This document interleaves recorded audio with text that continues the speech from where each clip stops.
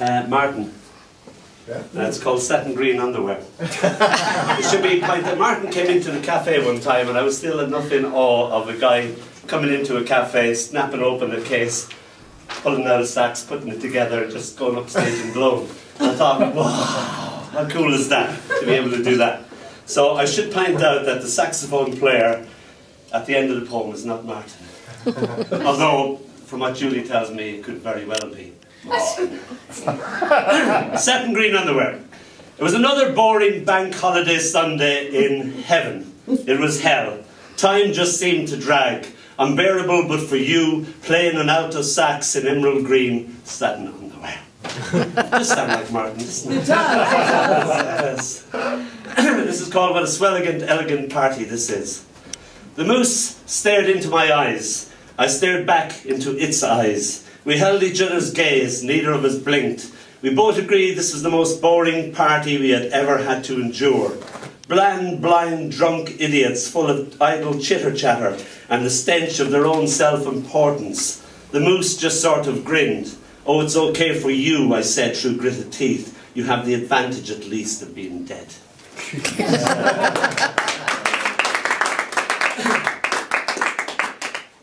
This is called the opening of the hair, which was an expression my little girl used to use for letting down her hair, her mummy's hair. She used to say, open your hair. So, the opening of the hair. My crying, short-cropped little girl, all slobber and snot, hair cut off because of school lice infection, sobs her heart out. I can't open my hair. I want to open my hair like Mummy. Mummy trots in high ponytail, let loose her flowing locks, cascading over shoulders with an almost audible splash. A red river flows down her back. The effect is magical, as if her hair sang its heart out. A madrigal, a little ordinary miracle. Mummy takes her dressmaker's scissors, cuts jaggedly her magic hair, as if breaking a spell. A crescendo of clips and snips, it weeps at her feet. Tilly gasps in awed astonishment. My crying short-cropped little girl, my crying short-cropped woman, both so uncannily alike. Now, me and you, Tilly, me and you, we'll grow our hair together, and when we've done, we'll both open our hair and let it down for Daddy.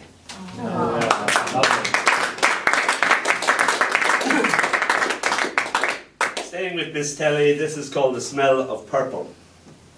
She says she can smell yellow, she says she can smell blue, despite not being able to spell either colour. Yellow smells the same as blue, like a wet kitty drying by the fire. Red smells like Mummy when she kisses. Her kisses smell different when she kisses you. Then she smells like flames with little orange tips.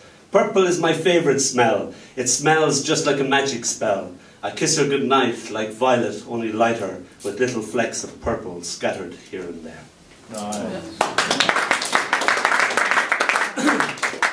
Still Tilly. We were a very naked family. Dad, Mum, little girl went around the house naked. Never gave a second thought about it. When Tilly got into her bed in the morning, she used to just treat her sleeping flesh as a landscape that she had to trundle over. Mark has often said to me, where do you get your poems, Donall? And this poem comes from the memory, the intense memory of a heavily trodden upon left testicle. Because when Tilly got into bed, she'd invariably stand on my wife's right breast or my left testicle, and I don't know if you've ever woke up with a crushed left testicle, but it's painful to do. I'm so glad you're out of it, you know. Anyway, that's got not much to do with this, because this is Tilly just waking us up after a night on the tear, and we are very hungover, and we do not want to be waking up until it's 4 o'clock in the morning, and Tilly's going to come and climb our flesh mountain. So here she comes. It's called I Feel Pretty, Oh So Pretty. I awake, covered in glorious glitter, smelling strongly of PVA glue, sticking to my cheek, very hungover, and covered in blue-orange, yellow-red feathers. A bubble recently blown, perched upon my nose, I still half comatose. Tiny bubbles travel amongst my curls, as through a bigger bubble brightly, nestling neatly over my right eye, I observe my tiny daughter purse her lips and kiss more bubbles into being. Tilly, I force my lips, still frozen in sleep, to somehow speak. What you do? Even my syntax and sentence structure is shot. She smiles sweetly. I'm pretty. Yeah.